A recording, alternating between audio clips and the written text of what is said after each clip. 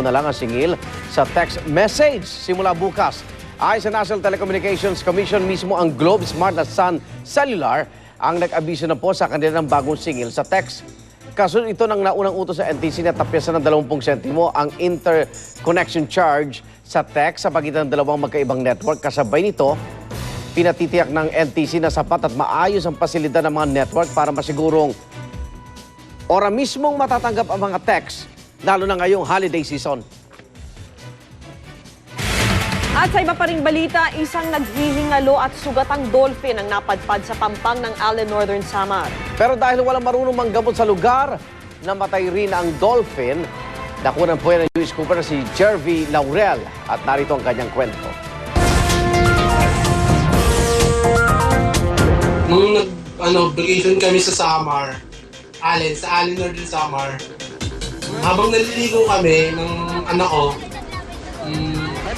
may nakita yung mga bata na isang dolphin. Nakita ng mga anak ko, hindi, then dinala nila sa mababaw. Pagtingin ko, mahina na yung dolphin. May sugat siya sa bandang uli niya. Parang tinaga ata yun. Naliligo kami mga bandang 4. Tapos, yun nga, na nakita yung bandang 4, mga bandang 9 ng gabi, yun. Ano na talaga siya, patay na. Saka sa mga palad, namatay siya kasi walang marunong maggamot doon. Nilibing din namin kasi yung ibang tao gustong katayin at kainin.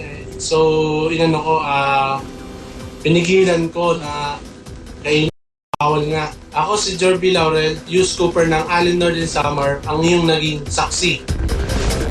At maging saksi bukod sa mga video at litrato ng mga balitang inyong nakunan, pwede rin ipadala sa Newscoop ang kuha sa inyong sarili habang kinukwento ang inyong nasaksihan.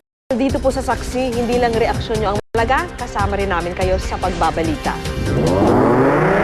Saksihan! Mamaya! Mga awiting pamasko tampok sa pipe organ concert sa Manila Cathedral. Mahigit 1,000 hairstylist sa Mexico City sabay-sabay gumupit para sa isang world record attempt. 9,000 zombie nakiisa sa zombie walk. At ilang programa at personalidad ng GMA7 at GMA News TV tumanggap ng parangal sa 2011 Golden Screen TV Awards. Huwag bibitiw. Sama-sama pa rin tayo magiging saksi.